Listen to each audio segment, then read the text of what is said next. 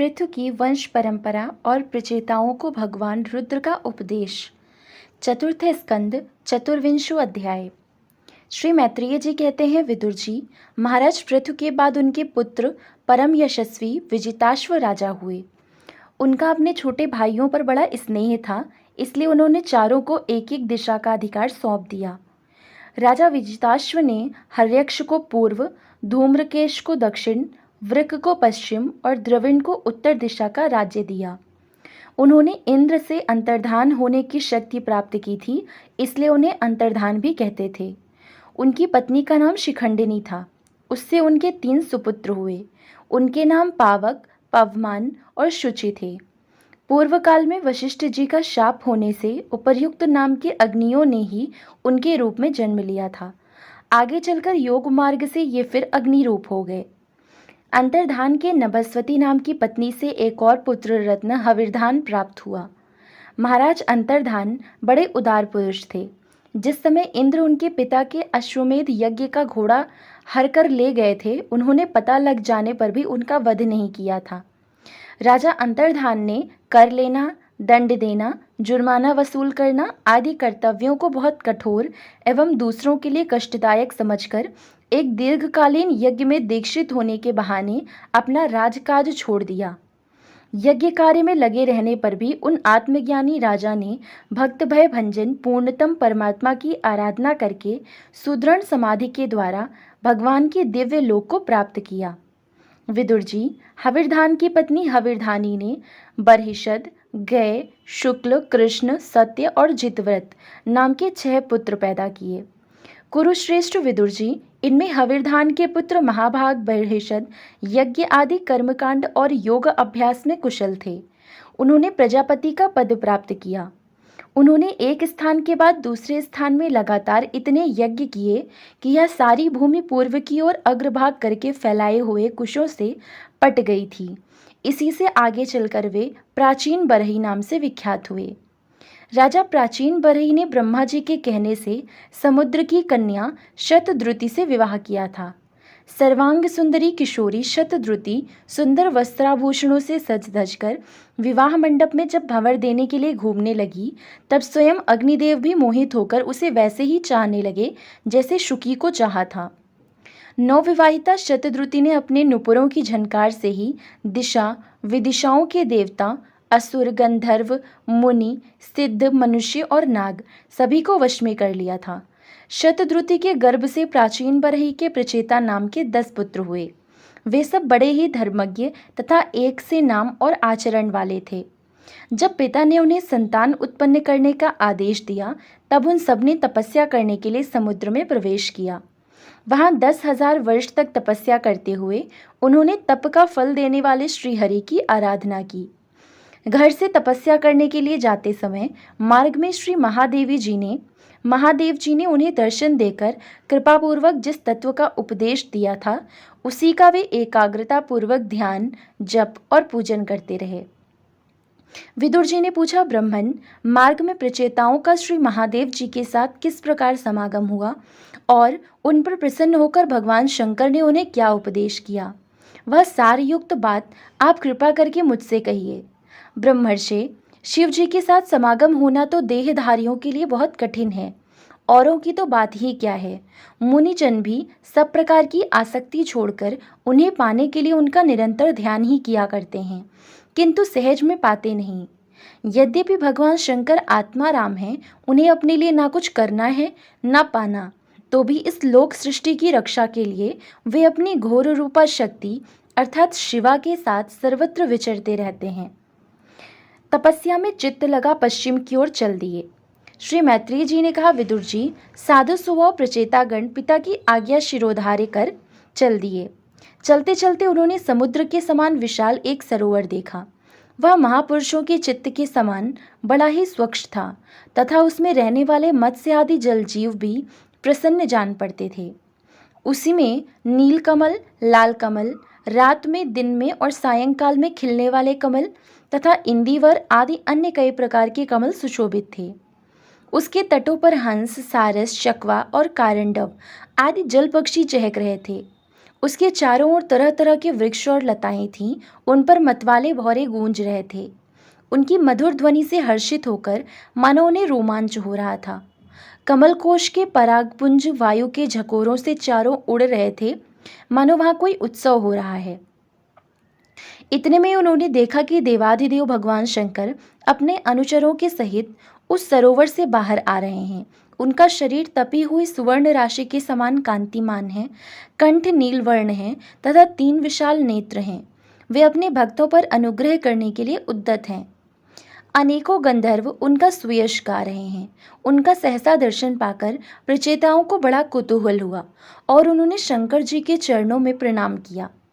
तब शरणागत भयहारी धर्मवत्सल भगवान शंकर ने अपने दर्शन से प्रसन्न हुए उन धर्मज्ञ और शील संपन्न राजकुमारों से प्रसन्न होकर कहा, श्री महादेव जी बोले, तुम लोग राजा प्राचीन बरही के पुत्र हो, तुम्हारा कल्याण हो। तुम जो कुछ करना चाहते हो वह भी मुझे मालूम है। इस समय तुम लोगों पर कृपा करने के लिए ही मैंने तुम्हें इस प्रकार दर्शन दिया है। जो व्यक्ति आव्यक्त प्रकृति तथा जीव संज्ञक पुरुष इन दोनों के नियामक भगवान वासुदेव की साक्षात शरण लेता है वह मुझे परम प्रिय है।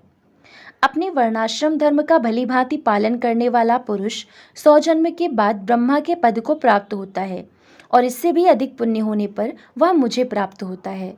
परंतु जो भगवान का अनन्य भक्त है वह तो मृत्यु के बाद ही सीधे भगवान विष्णु के उस सर्व प्रपंचातीत परम पद को प्राप्त हो जाता है, जिसे रुद्र रूप में स्थित मैं तथा अन्य आधिकारिक देवता अपने अपने अधिकार की समाप्ति के बाद प्राप्त करेंगे। तुम लोग भगवत भक्त होने के नाते मुझे भगवान के समान ही प्यारे हो। इसी प्रकार भगवान के भक्तों को भी मुझसे बढ़कर और कोई कभी प्रिय नहीं होता। अब मैं तुम्हें एक बड़ा ही पवित्र, मंगलमय और कल्याणकारी स्रोत सुनाता हूँ। इसका तुम लोग शुद्ध भाव से जप करना। श्री मैत्रेय जी कहते हैं, तब नारायण परायण करुणार्द्र हृदय भगवान शिव ने अपने सामने हाथ जोड़े खड़े हुए उन राजपुत्रों को यह स्रोत सुनाया। भगवान रुद्र स्तुति करने लगे, भगवन, आपका उत्कर्ष उच्च कोटि के आत्मज्ञानियों के कल्याण के लिए, निज आनंद लाभ के लिए है, उससे मेरा भी कल्याण हो। आप सर्वदा अपने निरतिशय परमानंद स्वरूप में ही स्थित रहते हैं। ऐसे सर्वात्मक आत्मस्वरूप आपको नमस्कार है। आप पद्मनाभ समस्त लोकों के आदि कारण हैं। भूत सूक्ष्म तन्मात्र और इंद्रियों के नियंता, शांत एक रस और स्वयं प्रकाश वासुदेव अर्थात चित्त के अधिष्ठाता भी आप ही हैं। आपको नमस्कार है। आप ही सूक्ष्म अर्थात अव्यक्त, अनंत और मुखाग्नि के द्वारा संपूर्ण लोकों का संहार करने वाले अहंकार के अधिष्ठाता संकर्षण तथा जगत के प्रकृष्ट ज्ञान के उद्गम स्थान बुद्धि के अधिष्ठाता प्रद्युम्न हैं। आपको नमस्कार है। आप ही इंद्रियों के स्वामी, मनः तत्व के अधिष्ठाता भगवान अनिरुद्ध हैं। आपको बार बार नमस्कार है। आप अपने तेज से जगत को व्याप्त करने वाले सूर्यदेव हैं। पूर्ण होने के कारण आप में वृद्धि और क्षय नहीं होता। आपको नमस्कार है। आप स्वर्ग और मोक्ष के द्वार तथा निरंतर पवित्र हृदय में रहने वाले हैं। आपको नमस्कार है। आप ही सुवर्ण रूप वीर्य से युक्त और चातुर्होत्र कर्म के साधन तथा विस्तार करने वाले अग्निदेव हैं। आपको नमस्कार है। आप पितर और देवताओं के पोषक सोम हैं तथा तीनों वेदों के अधिष्ठाता हैं। हम आपको नमस्कार करते हैं। आप ही समस्त प्राणियों को तृप्त करने वाले सर्वरस अर्थात जल रूप हैं। आपको नमस्कार है। आप समस्त प्राणियों के देह, पृथ्वी और विराट स्वरूप हैं तथा त्रिलोकी की रक्षा करने वाले मानसिक, ऐन्द्रियक और शारीरिक शक्ति स्वरूप वायु अर्थात प्राण हैं। आपको नमस्कार है। आप ही अपने गुण शब्द के द्वारा समस्त पदार्थों का ज्ञान कराने वाले तथा बाहर भीतर का भेद करने वाले आकाश हैं तथा आप ही महान पुण्यों से प्राप्त होने वाले परम तेजो में स्वर्ग, वैकुंठ आदि लोक हैं। आपको पुनः पुनः नमस्कार है। आप पितृलोक की प्राप्ति कराने वाले प्रवृत्ति कर्म रूप और देवलोक की प्राप्ति के साधन निवृत्ति कर्म रूप हैं तथा आप ही अधर्म के फलस्वरूप दुखदायक मृत्यु हैं। आपको नमस्कार है। नाथ, आप ही पुराण पुरुष तथा सांख्य और योग के अधीश्वर भगवान श्री कृष्ण हैं। आप सब प्रकार की कामनाओं की पूर्ति के कारण साक्षात मंत्र मूर्ति और महान धर्म स्वरूप हैं। आपकी ज्ञान शक्ति किसी भी प्रकार कुंठित होने वाली नहीं है। आपको नमस्कार है, नमस्कार है। आप ही कर्ता, करण और कर्म तीनों शक्तियों के एकमात्र आश्रय हैं। आप ही अहंकार के अधिष्ठाता रुद्र हैं। आप ही ज्ञान और क्रिया स्वरूप हैं तथा आपसे ही परा, पश्यंती, मध्यमा और वैखरी 4 प्रकार की वाणी की अभिव्यक्ति होती है। आपको नमस्कार है।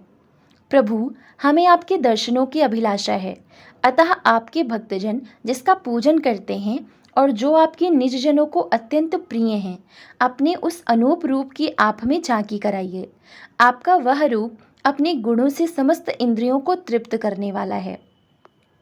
वह वर्षाकालीन मेघ के समान स्निग्ध श्याम और संपूर्ण सौंदर्यों का सार सर्वस्व है। सुंदर 4 विशाल भुजाएं, महामनोहर मुखारविंद, कमलदल के समान नेत्र, सुंदर भौहें, सुघड़ नासिका, मनमोहिनी दंत पंक्ति, अमोल कपोल युक्त मनोहर मुखमंडल और शोभाशाली समान कर्ण युगल हैं।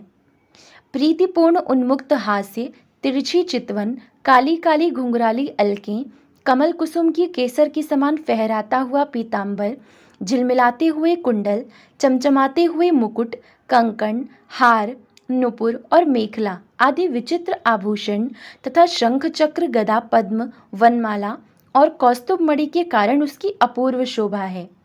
उसकी सिंह के समान स्थूल कंधे हैं जिन पर हार, केयूर एवं कुंडल आदि की कांति झिलमिलाती रहती है तथा कौस्तुभ मणि की कांति से सुशोभित मनोहर ग्रीवा है। उसका श्यामल वक्षस्थल श्री वत्स चिन्ह के रूप में लक्ष्मी जी का नित्य निवास होने के कारण कसौटी की शोभा को भी मात करता है। उसका त्रिवली से सुशोभित पीपल के पत्ते के समान सुडौल उदर श्वास के आने जाने से हिलता हुआ बड़ा ही मनोहर जान पड़ता है। उसमें जो भंवर के समान चक्करदार नाभि है वह इतनी गहरी है कि उससे उत्पन्न हुआ यह विश्व मानो फिर उसी में लीन होना चाहता है। श्याम वर्ण कटिभाग में पीतांबर और सुवर्ण की मेखला शोभायमान है। समान और सुंदर चरण, पिंडली, जांघ और घुटनों के कारण आपका दिव्य विग्रह बड़ा ही सुघड़ जान पड़ता है। आपके चरण कमलों की शोभा शरद ऋतु के कमल दल की कांति का भी तिरस्कार करती है। उनके नखों से जो प्रकाश निकलता है वह जीवों के हृदयांधकार को तत्काल नष्ट कर देता है। हमें आप कृपा करके भक्तों के भयहारी और आश्रय स्वरूप उसी रूप का दर्शन कराइए। जगत गुरु, हम अज्ञान आवृत प्राणियों को अपनी प्राप्ति का मार्ग बतलाने वाले आप ही हमारे गुरु हैं। प्रभु, चित्त शुद्ध की अभिलाषा रखने वाले पुरुष को आपके इस रूप का निरंतर ध्यान करना चाहिए। इसकी भक्ति ही स्वधर्म का पालन करने वाले पुरुष को अभय करने वाली है। स्वर्ग का शासन करने वाला इंद्र भी आपको ही पाना चाहता है तथा विशुद्ध आत्मज्ञानियों की गति भी आप ही हैं। इस प्रकार आप सभी देहधारियों के लिए अत्यंत दुर्लभ हैं। केवल भक्तिमान पुरुष ही आपको पा सकता है। सत्पुरुषों के लिए भी दुर्लभ अनन्य भक्ति से भगवान को प्रसन्न करके जिनकी प्रसन्नता किसी अन्य साधना से दुस्साध्य है, ऐसा कौन होगा जो उनके चरण तल के अतिरिक्त और कुछ चाहेगा। जो काल अपने अदम्य उत्साह और पराक्रम से फड़कती हुई भौहों के इशारे से सारे संसार का संहार कर डालता है, वह भी आपके चरणों की शरण में गए हुए प्राणी पर अपना अधिकार नहीं मानता। ऐसे भगवान के प्रेमी भक्तों का यदि आधे क्षण के लिए भी समागम हो जाए तो उसके सामने मैं स्वर्ग और मोक्ष को भी कुछ नहीं समझता। फिर मर्त्य लोक के तुच्छ भोगों की तो बात ही क्या है। प्रभु, आपके चरण संपूर्ण पाप राशि को हर लेने वाले हैं। हम तो केवल यही चाहते हैं कि जिन लोगों ने आपकी कीर्ति और तीर्थ अर्थात गंगा जी में आंतरिक और बाह्य स्नान करके मानसिक और शारीरिक दोनों प्रकार के पापों को धो डाला है तथा जो जीवों के प्रति दया, राग द्वेष रहित चित्त तथा सरलता आदि गुणों से युक्त है, उन आपके भक्तजनों का संग हमें सदा प्राप्त होता रहे। यही हम पर आपकी बड़ी कृपा होगी। जिस साधक का चित्त भक्ति योग से अनुग्रहित एवं विशुद्ध होकर न तो बाह्य विषयों में भटकता है और न अज्ञान गुहे रूप प्रकृति में ही लीन होता है, वह अनायास ही आपके स्वरूप का दर्शन पा जाता है, जिसमें यह सारा जगत दिखाई देता है और जो स्वयं संपूर्ण जगत में भास रहा है, वह आकाश के समान विस्तृत और परम प्रकाश में ब्रह्म तत्व आप ही हैं। भगवान, आपकी माया अनेक प्रकार की रूप धारण करती है। इसी के द्वारा आप इस प्रकार जगत की रचना, पालन और संहार करते हैं जैसे यह कोई सद वस्तु हो, किंतु इससे आप में किसी प्रकार का विकार नहीं आता। माया के कारण दूसरे लोगों में ही भेद बुद्धि उत्पन्न होती है। आप परमात्मा पर वह अपना प्रभाव डालने में असमर्थ होती है। आपको तो हम परम स्वतंत्र ही समझते हैं। आपका स्वरूप पंचभूत, इंद्रिय और अंतःकरण के प्रेरक रूप से उपलक्षित होता है। जो कर्मयोगी पुरुष सिद्धि प्राप्त करने के लिए तरह तरह के कर्मों द्वारा आपके इस सगुण साकार स्वरूप का श्रद्धापूर्वक भली भांति पूजन करते हैं, वे ही वेद और शास्त्रों के सच्चे मर्मज्ञ हैं। प्रभु, आप ही अद्वितीय आदि पुरुष हैं। सृष्टि के पूर्व आपकी माया शक्ति सोई रहती है, फिर उसी के द्वारा सत्व, रज और तम रूप गुणों का भेद होता है और इसके बाद उन्हीं गुणों से महतत्व, अहंकार, आकाश, वायु, अग्नि, जल, पृथ्वी, देवता, ऋषि और समस्त प्राणियों से युक्त इस जगत की उत्पत्ति होती है। फिर आप अपनी ही माया शक्ति से रचे हुए इन जरायुज, अंडज, स्वेदज और उद्भिज भेद से 4 प्रकार के शरीरों में अंश रूप से प्रवेश कर जाते हैं और जिस प्रकार मधुमक्खियां अपने ही उत्पन्न किए हुए मधु का आस्वादन करती हैं, उसी प्रकार वह आपका अंश उन शरीरों में रहकर इंद्रियों के द्वारा इन तुच्छ विषयों को भोगता है। आपके उस अंश को ही पुरुष या जीव कहते हैं। प्रभु, आपका तत्व ज्ञान प्रत्यक्ष से नहीं, अनुमान से होता है। प्रलय काल उपस्थित होने पर काल स्वरूप आप ही अपने प्रचंड एवं असह्य वेग से पृथ्वी आदि भूतों को अन्य भूतों से विचलित कराकर समस्त लोकों का संहार कर देते हैं, जैसे वायु अपने असहनीय एवं प्रचंड झोंकों से मेघों के द्वारा ही मेघों को तितर बितर करके नष्ट कर डालती है। भगवान, या मोहग्रस्त जीव प्रमादवश हर समय इसी चिंता में रहता है कि अमुक कार्य करना है, इसका लोभ बढ़ गया है और इसे विषयों की ही लालसा बनी रहती है, किंतु आप सदा ही सजग रहते हैं। भूख से जीव लपलपाता हुआ सर्प जैसे चूहे को चट कर जाता है, उसी प्रकार आप अपने काल स्वरूप से उसे सहसा लील जाते हैं। आपकी अवहेलना करने के कारण अपनी आयु को व्यर्थ मानने वाला ऐसा कौन विद्वान होगा जो आपके चरण कमलों को बिसारेगा। इसकी पूजा तो काल की आशंका से ही हमारे पिता ब्रह्मा जी और स्वयंभू आदि 14 मनुओं ने भी बिना कोई विचार किए केवल श्रद्धा से ही की थी। ब्रह्मन, इस प्रकार सारा जगत रुद्र रूप काल के भय से व्याकुल है। अतः परमात्मन, इस तत्व को जानने वाले हम लोगों को तो इस समय आप ही सर्वथा भयशून्य आश्रय हैं। राजकुमारों, तुम लोग विशुद्ध भाव से स्वधर्म का आचरण करते हुए भगवान में चित्त लगाकर मेरे कहे हुए इस स्रोत का जप करते रहो। भगवान तुम्हारा मंगल करेंगे। तुम लोग अपने अंतःकरण में स्थित उन सर्वभूत अंतर्यामी परमात्मा श्रीहरि का ही बार बार स्तवन और चिंतन करते हुए पूजन करो। मैंने तुम्हें यह योग आदेश नाम का स्रोत सुनाया है। तुम लोग इसे मन से धारण कर मुनिव्रत का आचरण करते हुए इसका एकाग्रता से आदर पूर्वक अभ्यास करो। यह स्रोत पूर्व काल में जगत विस्तार के इच्छुक प्रजापतियों के पति भगवान ब्रह्मा जी ने प्रजा उत्पन्न करने की इच्छा वाले हम भृगु आदि अपने पुत्रों को सुनाया था। जब हम प्रजापतियों को विस्तार करने की आज्ञा हुई, तब इसी के द्वारा हमने अपना अज्ञान निवृत्त करके अनेक प्रकार की प्रजा उत्पन्न की थी।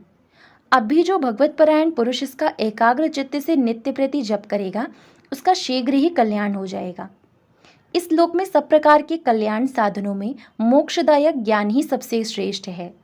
ज्ञान नौका पर चढ़ा हुआ पुरुष अनायास ही इस दुस्तर संसार सागर को पार कर लेता है। यद्यपि भगवान की आराधना बहुत कठिन है, किंतु मेरे कहे हुए स्रोत का जो श्रद्धापूर्वक पाठ करेगा, वह सुगमता से ही उनकी प्रसन्नता प्राप्त कर लेगा। भगवान ही संपूर्ण कल्याण साधनों के एकमात्र प्यारे प्राप्तव्य हैं। अतः मेरे गाए हुए स्रोत के गान से उन्हें प्रसन्न करके वह स्थिर चित्त होकर उनसे जो कुछ चाहेगा प्राप्त कर लेगा। जो पुरुष उषा काल में उठकर इसे श्रद्धा पूर्वक हाथ जोड़कर सुनता या सुनाता है, वह सब प्रकार के कर्म बंधनों से मुक्त हो जाता है।